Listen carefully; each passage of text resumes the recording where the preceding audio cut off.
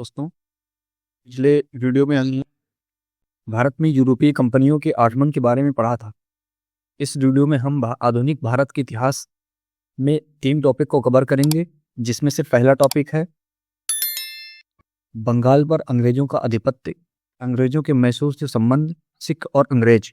इन 3 topic को हम अपने इस वीडियो में पढ़ेंगे और इनके जो इम्पोर्टेंट क्वेश्चन हैं जो कि एग्जाम में पूछे जा सकते हैं वो बाद में हम इस वीडियो को समाप्त करने के बाद पढ़ लेंगे। तो शुरू करते हैं।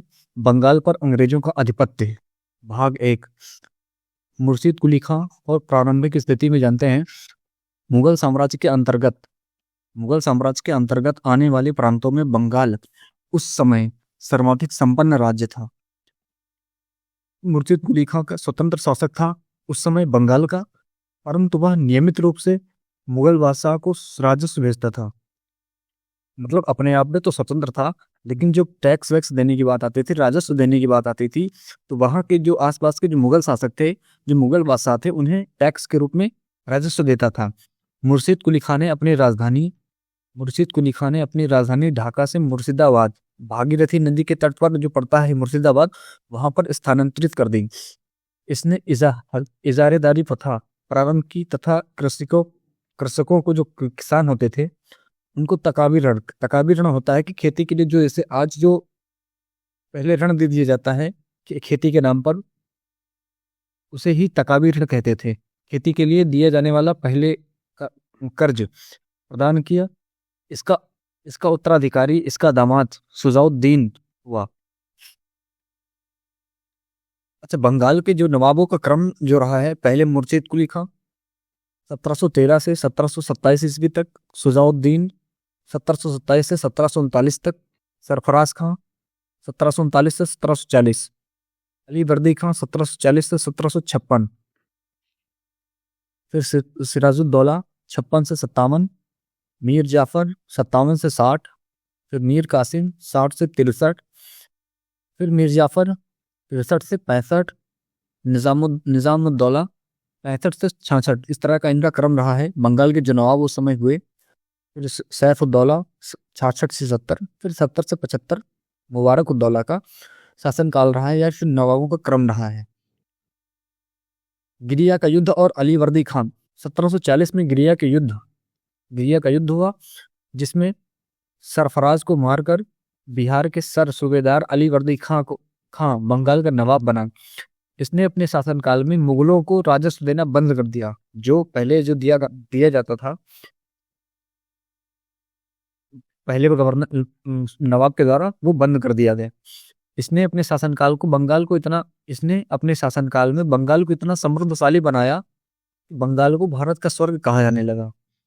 इसका उत्तराधिकारी, इसका दामाद सिराजुद्दौला हुआ। कालकोठरी की त्रासदी घटना जब कालकोठरी की त्रासदी हुई, तो इसमें 20 जून और 1756 ईस्वी को कालकोठरी की त्रासदी की नामक घटना हुई। इस घटना के रचयिता जेड हार्डवेल के अनुसार नवाब सिराजुद्दौला ने 20 जून की रात को 146 व्यक्तियों को, अंग्रेज व्यक्ति हुए, उनको एक छोटी सी कोठरी में बंद कर दिया। अगले दिन सुबह 146 में से केवल 23 व्यक्ति जिंदा बचे थे। पता नहीं उस कालकोठरी में क्या हुआ कि जो उसमें से 146 में से 23 व्यक्ति ही जिंदा बचे और बाकी के जितने जो थे वो मर गए। इसी घटना को कालकोठरी की त्रासदी के नाम से जाना जाता था। और प्लासी का युद्ध 23 जून 1757 ईस्वी को, प्लासी का युद्ध हुआ, जो 23 जून 1757 ईस्वी को अंग्रेजों के सेनापति रॉबर्ट क्लाइव एवं बंगाल के जो नवाब थे सिराजुद्दौला के बीच हुआ था। नवाब अपने सेनापति मीर जाफर की धोखाधड़ी, अगर इनका जो मीर जाफर था, जो सेनापति था मीर जाफर, उसकी धोखाधड़ी ना होती तो ये सिराजुद्दौला ये युद्ध जीत जाते, लेकिन धोखाधड़ी कर दी, जिसके कारण इन्हें सिराजुद्दौला को हार का सामना करना पड़ा। अंग्रेजों ने मीर जाफर को बंगाल का नवाब बनाया, क्योंकि धोखाधड़ी किया। तो मीर जाफर ने अपने जो नवाब थे उनके साथ धोखाधड़ी किया, तो इनको प्रमोट कर दिया। जो मीर जाफर थे सेनापति, इनको नवाब बना दिया गया। अंग्रेजों के महत्वपूर्ण नोट, प्लासी की लड़ाई में मोहनलाल और मीर मादन के नेतृत्व में एक छोटी सी सेना नवाब के वफादार रही। मीर मदन लड़ते हुए मारा गया। प्लासी भागीरथी नदी के किनारे है। जैसे मुर्शिदाबाद भागीरथी नदी के किनारे है, वैसे ही प्लासी भी भागीरथी नदी के किनारे है। मीर जाफर और मीर कासिम, इन जब दोनों में सत्ता परिवर्तन हुआ, क्लाइव के हाथों की कठपुतली नवाब मीर जाफर को अंग्रेजों ने 1760 ईस्वी में हटाकर उसके दामाद मीर कासिम को बंगाल का नवाब बनाया। मीर कासिम ने अपनी राजधानी को मुर्शिदाबाद से हटा करके मुंगेर, मुगदलपुर स्थानांतरित कर दिया। यहाँ पर एक क्रम दिया हुआ है कि बंगाल की राजधानी का क्रम क्या रहा है। तो पहले ढाका थी, फिर उसके बाद मुर्शिदाबाद, फिर उसके बाद मुंगेर कर दिया गया। बक्सर का युद्ध 1764 ईस्वी में अंग्रेजों ने मीर कासिम, जो अवध के नवाब सुजाउद्दौला एवं मुगल सम्राट शाह आलम द्वितीय के बीच हुआ। इस युद्ध में भी अंग्रेज विजयी हुए। इस युद्ध में अंग्रेज सेनापति हेक्टर मुनरो था। उसका जो सेनापति था अंग्रेजों का, उसका जो सेनापति हेक्टर मुनरो था। और प्लासी का युद्ध लड़ा गया 1764 ईस्वी में। अंग्रेजों के मैसूर से संबंध। हैदर अली और टीपू सुल्तान। 1761 ईस्वी में हैदर अली मैसूर का शासक बना। हैदर अली की मृत्यु 1782 ईस्वी में द्वितीय आंग्ल मैसूर युद्ध के दौरान हो गई। हैदर अली का उत्तराधिकारी उसका पुत्र टीपू सुल्तान हुआ और 1787 ईस्वी में टीपू ने अपनी राजधानी श्रीरंगपट्टनम में बादशाह की उपाधि धारण की। इसने अपनी राजधानी श्रीरंगपट्टनम में स्वतंत्रता का वृक्ष लगवाया और साथ ही जैकोबिन क्लब का सदस्य बना। आंग्ल मैसूर युद्ध विवरण दिया गया है। प्रथम आंग्ल मैसूर युद्ध कभी कभी पूछ लिया जाता है 1767 से 1769 ईस्वी में। द्वितीय आंग्ल मैसूर युद्ध 80 से 84 के बीच में, जब गवर्नर जनरल थे वारेन हेस्टिंग्स। और तृतीय आंग्ल मैसूर युद्ध, क्योंकि इस समय यहाँ नहीं दिया गया तो यहाँ पर जनरल गवर्नर नहीं हुआ करते थे। जब दूसरा आंग्ल मैसूर युद्ध लड़ा गया तो वारेन हेस्टिंग्स गवर्नर थे। तृतीय जब 1790 से 92 के बीच में तो गवर्नर कॉर्नवालिस थे। चतुर्थ आंग्ल मैसूर युद्ध हुआ तो 1799 से गवर्नर लॉर्ड वेलेस्ली थे। इस युद्ध में मराठा हैदराबाद के निजाम और अंग्रेजों की संयुक्त सेना मैसूर के खिलाफ लड़ रही थी। टीपू की मृत्यु श्रीरंगपट्टनम की आखिरी युद्ध यानी चतुर्थ आंग्ल मैसूर युद्ध के हुआ। इसके दौरान 1799 में हो गई। टीपू सुल्तान को शेर मैसूर कहा जाता था।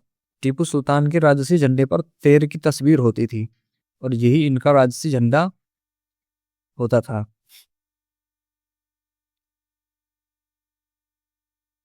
अब उसके आगे चलते हैं, देखते हैं आंग्ल मैसूर युद्ध और संधियां और नोट।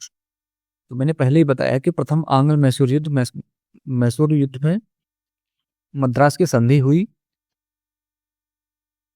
जो कि 1769 ईस्वी में, और द्वितीय मतलब हर एक युद्ध हुआ तो उसके बीच में एक संधि हुई थी। तो ऐसा मानिए कि प्रथम आंग्ल युद्ध में मद्रास की संधि हुई। द्वितीय आंग्ल मैसूर युद्ध में मंगलोर की संधि हुई, जो कि 1784 ईस्वी में।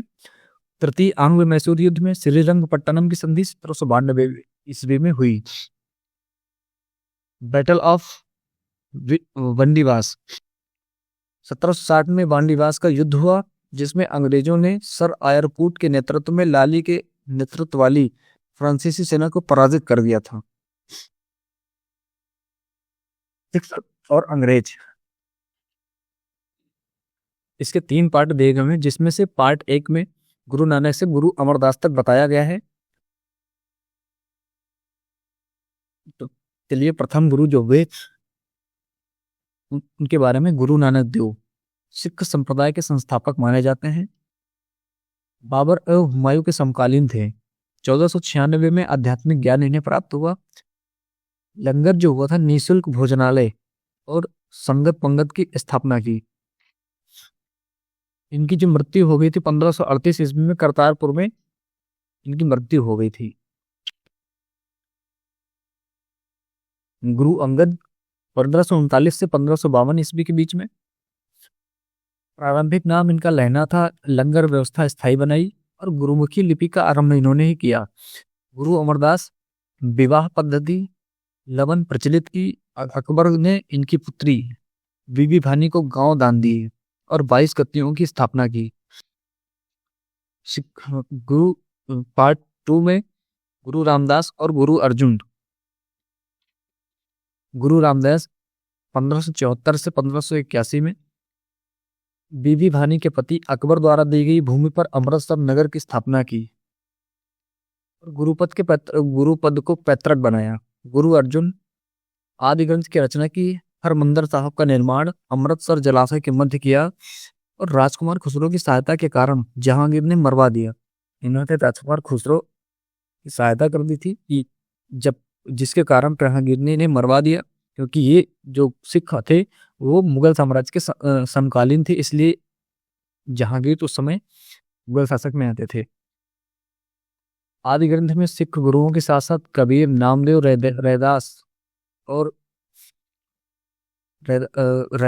रैदास की रचनाओं को भी सम्मिलित किया गया था। ये जो सिख वाला पार्ट है, हम लोग भक्ति आंदोलन और सूफी संतों के बीच में पढ़ चुके हैं, लेकिन यहाँ पर फिर से पार्ट आया है तो इसे हम पढ़ा रहे हैं। सिख और अंग्रेजों के पार्ट 3 में जानते हैं कि गुरु हरगोबिंद सिंह से गुरु तेग बहादुर के बीच में। गुरु हरगोबिंद सिंह 1606 ईस्वी से 1645 ईस्वी के मध्य सिखों के सैन्य संगठन का रूप दिया, अकाल तख्त का निर्माण और 2 तलवारें बांधते थे। गुरु हर सहाय जो थे दारा सिखों का आशीर्वाद दिया और गुरु हरकृष्ण के बारे में इनकी जो मृत्यु हुई थी चेचक से हो गई थी। दिल्ली जाकर गुरुपद के बारे में औरंगजेब को समझाया। गुरु तेग बहादुर इस्लाम स्वीकार नहीं करने पर अंग्रेज ने इन्हें शीशगंज गुरुद्वारा के निकट मरवा दिया था। गुरु गोविंद सिंह सिखों के 10वें एवं अंतिम गुरु।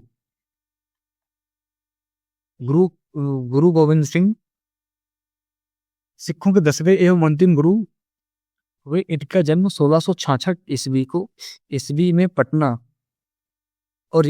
में हुआ था। गुरु गोविंद सिंह अपने आप को यानी कि खुद को सच्चा बादशाह कहा। इन्होंने सिखों के 5 काकार केस, कंघा, कृपाण, कच्छा और कड़ा रखने की अनुमति दी और सभी लोगों को अपने नाम के अंत में सिंह जोड़ना अनिवार्य बताया। गुरु गोविंद सिंह का निवास जो था आनंदपुर साहिब था। इनका जो निवास था आनंदपुर साहिब था और कार्यस्थली पावोता और इन्होंने फारसी में जफरनामा लिखा। इनके 2 पुत्र थे, फतेह सिंह और जोरावर सिंह को सरहिंद के जो मुगल थे उन्होंने फौजदार वजीर खाने, मतलब इनके जो पुत्र थे फतेह सिंह और जोरावर सिंह, वो सरहिंद के मुगल फौजदार जो हुए वजीर खान ने दीवार में चिनवा दिया था। 1699 में ईस्वी में वैसाखी के दिन गुरु गोविंद सिंह ने खालसा पंथ की स्थापना की और पाहुल प्रणाली की शुरुआत भी गुरु गोविंद सिंह ने की। पाहुल जो प्रणाली की शुरुआत इन्होंने की। आदि ग्रंथ को गुरु गोविंद सिंह ने सिखों के धार्मिक ग्रंथ जो धार्मिक ग्रंथ होता है आदि ग्रंथ को गुरु माना और उसको वर्तमान रूप दिया।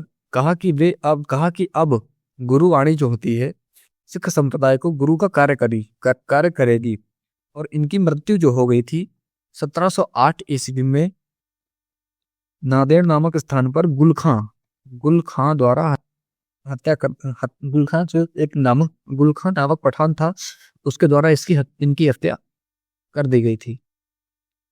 बंदा बहादुर और सिख मिसाल। बंदा बहादुर के बारे में पढ़ते हैं तो बंदा बहादुर का जो जन्म हुआ 1670 ईस्वी में पूंछ जिला पड़ता है रजौली गांव में हुआ। इनके बचपन का नाम था लक्ष्मण दास। इनका उद्देश्य था ये जो बड़े हुए थे इनका उद्देश्य था कि पंजाब में एक सिख राज्य की स्थापित करने का इनका उद्देश्य था। और इन्होंने राजधानी इनकी इसके लिए इन्होंने लोहगढ़ को राजधानी बनाया। सरहिंद के वजीर खां की हत्या 1716 ईस्वी में फर्रुख सियर के आदेश पर हत्या कर दी गई। और इन्होंने इसके लिए इन्होंने गुरु नानक और गुरु गोविंद सिंह के नाम से सिक्के चलवाए थे। और बंदा बहादुर ने शाहदरा कतगड़ी, जहां हजारों मुगल सैनिकों को मारा, बंदा बहादुर ने नाम से विख्यात था। कत्लगढ़ी जो शाहदरा में पड़ता है, जहां पर बंदा बहादुर ने हजारों मुगल सैनिकों को मारा, उस जगह को ये लोग कत्लगढ़ी या शाहदरा कहते थे। बंदा बहादुर की मृत्यु बंदा की मृत्यु के बाद सिख कई छोटे छोटे टुकड़ों में बट गए और 1748 ईस्वी में नवाब करपूर सिंह की पहल पर दल खालसा बना। दल खालसा को इसका जो दल खालसा था, इसका जो नेतृत्व कर रहे थे जस्सा सिंह आहलुवालिया ने किया। बाद में 12 दलों में विभाजन हो गया, जिसको मिसल, अरबी शब्द इसका था सम्मान, अर्थात इसका समान होता था। रणजीत सिंह 1780 से 1839 तक सिख साम्राज्य का उदय। रणजीत सिंह का जन्म गुजरावाला में 2 नवंबर 1780 ईस्वी को सुकरचकिया मिसल के मुखिया महासिंह के यहाँ हुआ था। 1799 में लाहौर का शासक बना। अमृतसर की संधि रणजीत सिंह लाहौर का शासक बना और 1809 में चार्ल्स मेटकॉफ के साथ अमृतसर की संधि 1809 में की। 4 सूबों में पेशावर, कश्मीर, मुल्तान और लाहौर में बटा हुआ था। इनके जो विदेश मंत्री थे फकीर अजीजुद्दीन और वित्त मंत्री थे दीनानाथ। 7 जून 1839 ईस्वी में रणजीत सिंह की मृत्यु हो गई थी। और आगे बढ़ते हैं। आंग्ल सिख युद्ध और पंजाब का विलय। प्रथम आंग्ल सिख युद्ध 1845 से 46, लाहौर की संधि 9 मार्च 1846 और बहरेवाल की संधि 22 दिसंबर 1846 को। द्वितीय आंग्ल सिख युद्ध 1849 को चिलियानवाला की लड़ाई, शेर सिंह वर्सेस गफ और गुजरात की लड़ाई, चिनाब नदी, गर्ल्स नेपियर। परिणाम क्या हो? लॉर्ड डलहौजी ने 29 मार्च 1849 को पंजाब का विलय कर दिया। महाराजा दलीप सिंह को पेंशन देकर इंग्लैंड भेजा। पेंशन के रूप में इन्होंने 50,000 पाउंड दिए और इंग्लैंड पढ़ाई के लिए भेज दिया। कोहिनूर हीरा महारानी विक्टोरिया को भेजा गया। अब चलते हैं, आज हमने जो पढ़ाई की है उसमें जितने भी क्वेश्चन बन रहे हैं उनके बारे में हम आगे देखेंगे और क्वेश्चन को अपने आप से बताएंगे। 20 जून 1756 को 56 की कालकोठरी की त्रासदी, ब्लैक होल ट्रेजेडी नामक घटना किस नवाब के शासनकाल में हुई थी? इस कालकोठरी में 146 व्यक्ति बंद किए गए थे, जिसमें से 123 व्यक्ति ही सुबह जिंदा बचे थे। ये किसके शासनकाल में घटी थी? मुर्शीद कुली खां, अली वर्दी खां, सिराजुद्दौला और मीर जाफर। तो इसका आंसर हो जाएगा सिराजुद्दौला।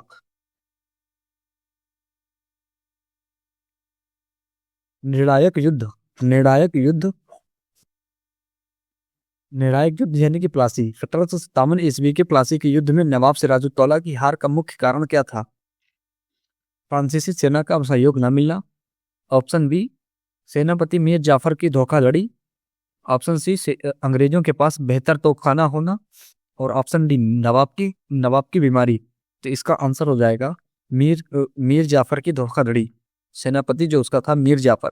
उसने अपने नवाब के साथ धोखाधड़ी कर दी और वो युद्ध में पराजित हो गए। 1764 ईस्वी में बक्सर के युद्ध के समय अंग्रेजी सेना का नेतृत्व किसने किया? Robert Clive, Hector Munro, Warren Hastings और लॉर्ड कॉर्नवालिस। तो इसका आंसर हो जाएगा हेक्टर मुनरो। अगले अगले अगले क्वेश्चन के चलते हैं।